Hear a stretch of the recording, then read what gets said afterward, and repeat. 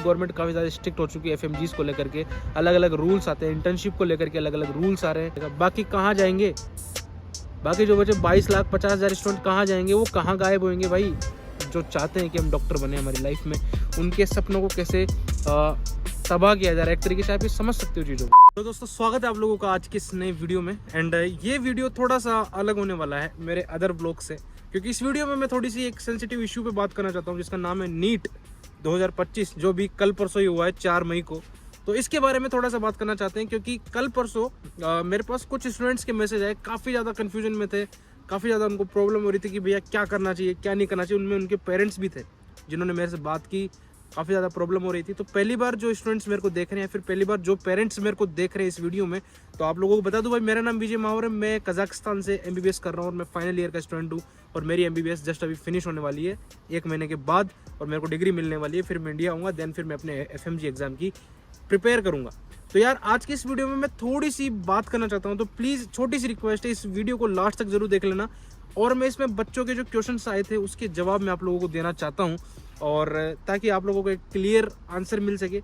और मेरे इस चैनल पे बस यही रहता है कि मैं या तो ट्रैवल वीडियोस बनाता हूँ, व्लॉग्स बनाता हूँ, और ऐसे वीडियोस में बहुत कम बनाता हूँ।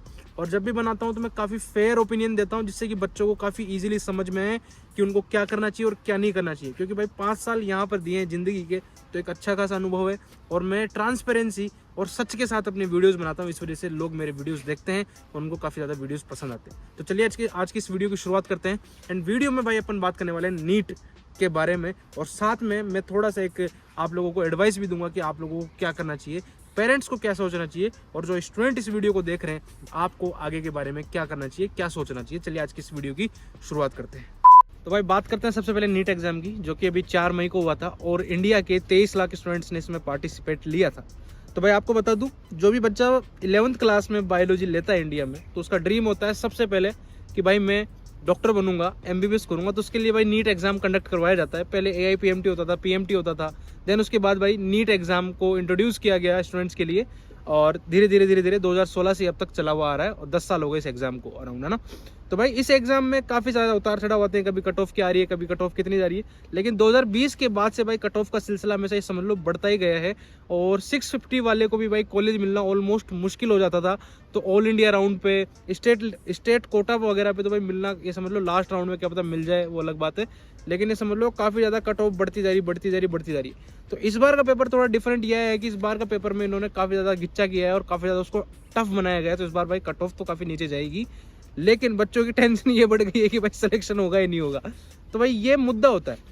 तो मैं आप लोगों को बस एक छोटी सी चीज़ समझाना चाहता हूँ कि देखो यार, अपने इंडिया में ना कुछ बचे कुछ ही, ये समझ लो कुछ गिनती के ही ऐसे स्ट्रीम से जहाँ पर बच्चे जाते हैं। कोई बायो लेगा तो उसको एमबीबीएस करना है, कोई साइंस मैथ लेगा उसको जेई की तैयारी करनी है, कोई कॉमर्स लेगा वो एसएससी वगैरह करेगा, समझ रहे हो, आर्ट्स लेगा तो फिर तो कहीं पे भी चले जाते हैं। तो ये कुछ गिने चुने ही अपने स्कोप है यार, इस वजह से समझ लो कि थोड़ी बहुत प्रॉब्लम होती है कि इतने सारे बच्चे इन एग्जाम्स में देखने को मिलते हैं। अब क्या है ना कि जिन बच्चों को लगता है कि भाई नीट एग्जाम में नहीं होगा, तो वो 1-2 ड्रॉप ले लेते हैं, ट्राई कर लेते हैं, है ना। फिर उसके बाद उनका एक सपना होता है कि चलो भाई यहाँ पे नहीं हुआ तो फिर एमबीबीएस अब्रॉड में चले जाएंगे। लेकिन चीज़ें यार पहले से काफ़ी ज़्यादा बदल चुकी है। पहले का माहौल काफ़ी डिफरेंट होता था और आज का माहौल काफ़ी ज़्यादा डिफरेंट होता है। पहले समझ लो कि ईजिली मेडिकल कॉलेज मिल जाता था इंडिया में, ठीक ठाक 550 वगैरह नंबर आ रहे हैं तो आपको इजीली कॉलेज मिल जाता था। और आज आपको पता है कि कितने लेवल पे कुछ नहीं मिलता भाई। अगर आप 600 भी लेके आते हो, 600 से भी प्लस लेके आते हो, तो आप श्योर नहीं हो कि आपको कॉलेज मिलेगा नहीं मिलेगा। तो भाई उसके बाद बच्चे एमबीबीएस अब्रॉड का देखते हैं। एमबीबीएस अब्रॉड ये समझ लो एक गोल्डन अपॉर्चुनिटी होती थी कुछ समय पहले, और आज भी है करने वालों के लिए, बट थोड़ा सा सिनेरियो चेंज हो चुका है। आगे आने वाले वीडियो में आप लोगों को मैं भी समझाने वाला हूँ कुछ देर में। तो देखो एमबीबीएस अब्रॉड में क्या होता था कि अगर आपके बच्चे के मान लो 150 से अबव, इंडियन गवर्नमेंट का ये है कि अगर किसी का भी 150 से ऊपर है, यानी वो क्वालिफाई है नीट में, तो वो एमबीबीएस अब्रॉड के लिए अप्लाई कर सकता है। तो एमबीबीएस अब्रॉड में यार काफ़ी सारी कंट्रीज आते थे। तो अभी तो क्या कुछ गिनती के बचे हैं, चाइना वगैरह एलिमिनेट हो चुके हैं, यूक्रेन वगैरह हो चुके हैं, जॉर्जिया वगैरह एलिमिनेट हो चुके हैं। लेकिन कुछ गिनती के ये बचे हैं, कजाकिस्तान, रशिया वगैरह, जहाँ पर बच्चे अभी जा रहे हैं पढ़ाई करने के लिए।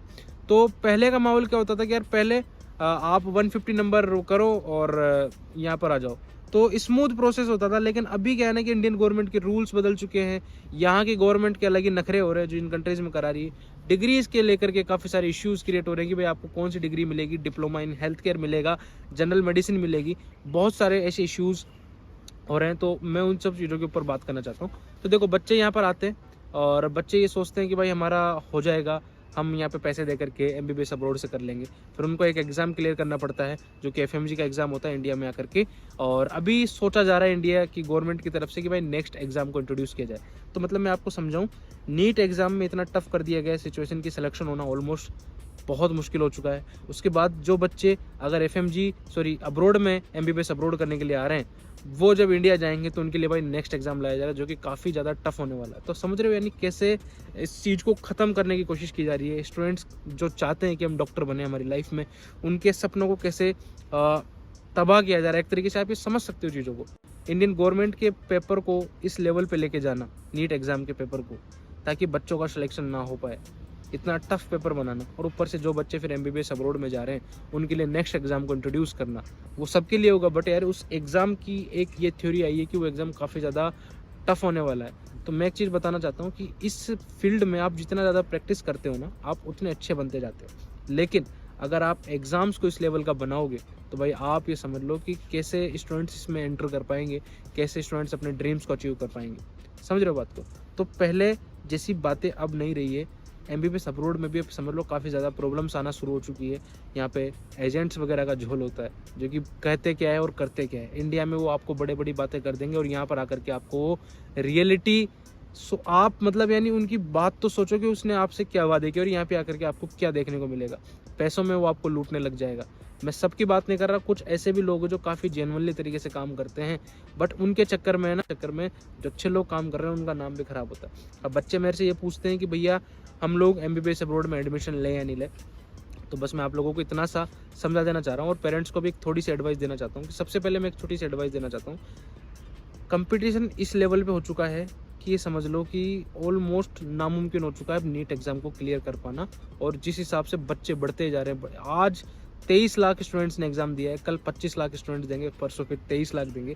तो जब तक इंडियन गवर्नमेंट एक स्ट्रिक्ट रूल कदम नहीं उठाएगी भाई कि इन चीज़ों को कैसे ना कैसे कंट्रोल किया जाए, या तो आप क्या करो, JEE की तरह लिमिट लगा दो नीट एग्ज़ाम में कि भाई 2 अटैम्प्ट या 3 अटैम्प्ट मैक्सिमम हो पाएंगे तो ही आप नीट में बैठ सकते हो। जिसके 3 अटैम्प्ट से ज़्यादा हो चुके हैं वो नीट में आप अप्लाई नहीं कर सकते। ये अनलिमिटेड जो चांसेस है, ये बच्चे वापस रिपीट होते जाते हैं और साथ में फिर ऐसे नंबर बढ़ता जाता है तो काफ़ी ज़्यादा फिर प्रॉब्लम आने लग जाती है। MBBS अब्रॉड का चलन भी अभी काफ़ी ज़्यादा बढ़ने लग गया है कुछ सालों से, 3-4 सालों से भाई इतने ज़्यादा स्टूडेंट्स यहाँ पे आ रहे हैं क्योंकि उनके दिमाग में पहले से हाइपोथेसिस होती है एजेंट्स के द्वारा कि भाई अगर नीट एग्जाम में क्लियर नहीं होगा तो आपके लिए MBBS अब्रॉड एक रास्ता है, और वो अच्छा रास्ता है। बट उस रास्ते के आड़ में भाई जो किया जा रहा है वो काफ़ी ज़्यादा प्रॉब्लमेटिक होने वाला है। इंडियन गवर्नमेंट काफ़ी ज़्यादा स्ट्रिक्ट हो चुकी है FMGs को लेकर के, अलग अलग रूल्स आते हैं, इंटर्नशिप को लेकर के अलग अलग रूल्स आ रहे हैं। उनको ये समझ लो कि नेगलेक्ट किया जाता है इंडियन स्टूडेंट्स से, काफ़ी ज़्यादा सफ़र करना पड़ता है भाई एक FMGs को। जो लोग ऐसे सोचते हैं ना कि भाई इंडिया में नहीं हुआ तो FMG कर लेंगे, बाहर अब्रॉड में जाकर कर लेंगे, ये कर लेंगे वो कर लेंगे, मैं आपको बता रहा हूँ यार जिस फेज से भी FMGs को गुजरना पड़ता है ना वो आप नहीं समझ सकते। पढ़ाई करो 5 साल, एक अलग देश में रहो, अलग कल्चर में ढलो, इतना सारा पैसा इन्वेस्ट करो और उसके बाद फिर इंडियन गवर्नमेंट का ऐसा बर्ताव आप लोगों के साथ, ये फेयर नहीं है। इंडियन गवर्नमेंट अभी सब लोगों को ऐसे पेल रही है कि आप लोग समझ नहीं सकते। समझने की कोशिश करें। मैं बस इतना ही कहना चाह रहा हूँ, जो बच्चा डेडिकेटेड है करने के लिए सिर्फ वो ही आगे कंटिन्यू करें। और पेरेंट्स को भी यही कहना चाहता हूँ कि प्लीज़ प्रेशर डाल के कहाँ तक लेके जाओगे अपने बच्चे को, प्रेशर मत डालो उसके ऊपर, उसको अपने मन की करने दो, एटलीस्ट वो कुछ तो कर लेगा। अगर आप प्रेशर डाल के उसको यहाँ पे भेज दोगे तो वो पैसा इन्वेस्ट करोगे आप, वो बर्बाद होने वाला है। क्योंकि आपको मैंने बताया लेवल बढ़ता ही जा रहा है एग्जाम्स का, समझ रहे हो ना, चांसेस बढ़ते जा रहे हैं दिन पर दिन। यहाँ पर भी अभी समझ लो बिजनेस बढ़ता ही जा रहा है। FMGs को लेकर के पहले इतना सारा नहीं होता था टेंशन, स्क्रीनिंग एग्जाम होता था MCI का, ईजिली क्रैक कर लेते थे लोग बाग। लेकिन अब यहाँ पर भी कहने की जो कोचिंग इंस्टीट्यूट्स वगैरह वो एक अपॉर्चुनिटी देख रहे हैं कि भाई इतने सारे बच्चे यहाँ पर जा रहे हैं तो भाई चलो अपन भी अपना धंधा खोलते हैं। तो हजारों कोचिंग वाले यहाँ पे आ रहे हैं भाई, हजारों कोचिंग वाले यहाँ पर अपना प्रमोशन करने आ रहे हैं और अपनी दुकानें चला रहे हैं कि भाई हमारी कोचिंग में आओ इतना। तो उस एग्जाम्स को, अब इस एग्जाम की पॉपुलरिटी बढ़ रही है FMG एग्जाम की, तो इंडियन गवर्नमेंट की नज़र में आ रहा है कि भाई इतने सारे स्टूडेंट अगर पढ़ने के लिए बाहर जा रहे हैं तो इनके लिए भी हम कुछ स्ट्रिक्ट रूल्स बनाएंगे। क्योंकि कोचिंग वाले आए जा रहे हैं, बच्चों की क्वांटिटी बढ़ती जा रही है, नंबर्स बढ़ते जा रहे हैं, तो इंडियन गवर्नमेंट की नज़रों में आ रहे हैं भाई एफएमजीज भी, तो उनके लिए फिर ये एग्ज़ाम को हार्ड कर दिया जाएगा। तो जितने भी जूनियर अभी आएंगे उनके लिए फिर फ्यूचर में प्रॉब्लम होने के चांसेस हो सकते हैं कि भाई एग्ज़ाम का लेवल टफ हो जाए, बहुत प्रॉब्लम हो सकती है। तो पेरेंट्स प्लीज़ समझने की कोशिश करिए, आप कोई और स्ट्रीम्स भी देखिए अपने बच्चे के लिए, आप अभी ज़माने के हिसाब से चलना शुरू करिए। एमबीबीएस एक छोटी मोटी प्रोसेस नहीं है, अराउंड आपका 6 साल एमबीबीएस में जाता है, फिर उसके बाद आप एफएमजी की तैयारी करते हो। 1 साल में हो गया तो बहुत, विच इज़ गुड। अगर 2-3 साल हो गए तो 2-3 साल वहाँ पे ख़राब हो गए, उसके बाद आपको पीजी की टेंशन लग जाएगी।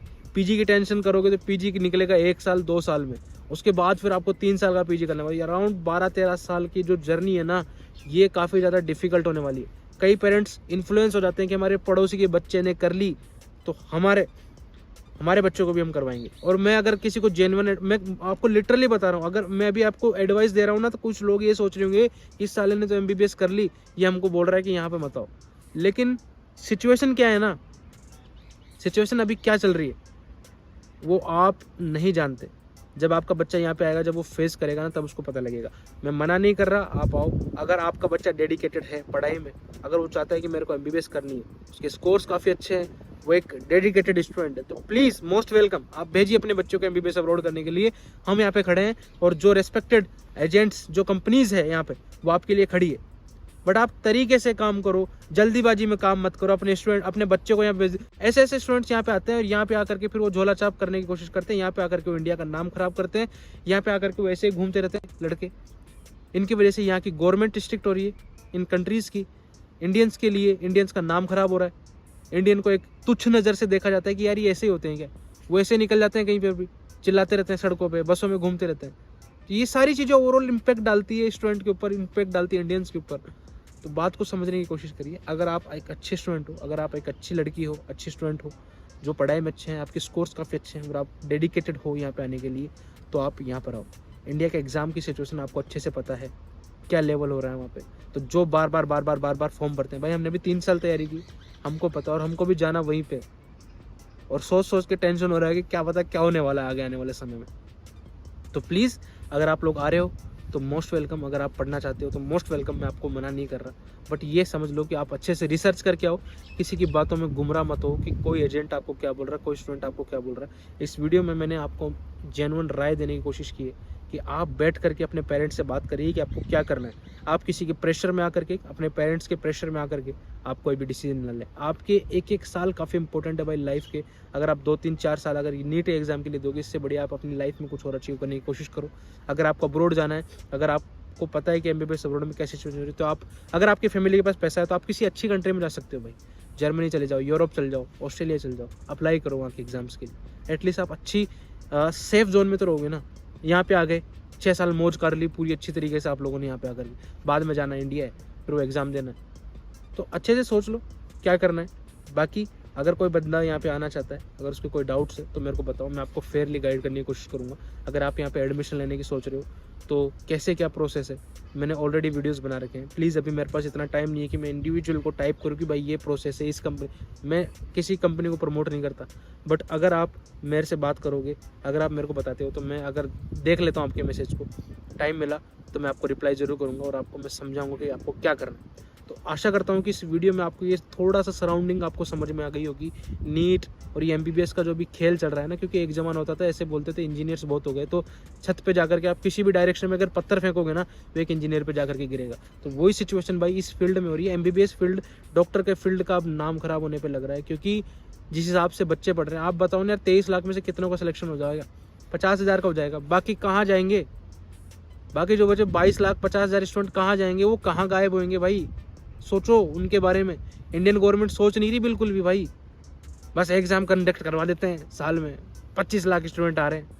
अरे कुछ तो नया लेके आओ बच्चों के लिए, कोई तो नई चीज़ लेके आओ, या फिर वही ओल्ड स्टाइल पे चलते रहोगे? नीट, जेई, कुछ और तो इंट्रोड्यूस करो एजुकेशन सिस्टम में। करना ही नहीं चाहते, जो चल रहा है चलने दो, हम तो लड़ते रहेंगे हिंदू मुस्लिम पे। ऐसे सिखाए स्टूडेंट तो कोई फ़र्क नहीं पड़ता, मरे कटे कुछ भी हो, क्या फ़र्क पड़ता है इंडियन स्टूडेंट से भाई? कौन इंडियन स्टूडेंट? टैक्स मिल रहा है बढ़िया से, कोई दिक्कत वाली बात नहीं। ये इंडियन गवर्नमेंट की आज कंडीशन, समझ रहे हो बात को? तो आशा करता हूँ आप लोगों को ये वीडियो अच्छा लगा होगा। अगर आपको कोई डिटेल्स चाहिए, अगर आपको कोई डाउट हो तो प्लीज़ आप मेरे को कमेंट में जरूर बता देना। और नीचे इंस्टाग्राम आईडी मेंशन कर रहा हूँ, यहाँ पर आप मेरे से सवाल पूछ सकते हो। Bye bye.